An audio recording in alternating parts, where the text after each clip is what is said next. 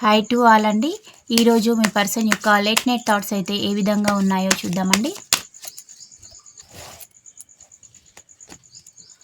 వారికి మీకిచ్చిన పెయిను, కర్మ అనేది తనకైతే తిరిగి వెళ్ళడం అనేది జరిగింది. మిమ్మల్ని మానసికంగా, శారీరకంగా బ్రతికుండగానే మీ వ్యక్తి చంపేయడం అనేది జరిగింది.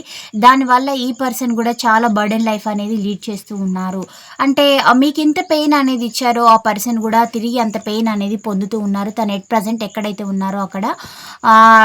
అంటే స్వార్థంగా ఆలోచించాను, అందుకే నాకు ఈ సిచ్యువేషన్ అనేది వచ్చిందని తనను తాను అనలైజ్ అయితే చేసుకుంటూ ఉన్నారండి.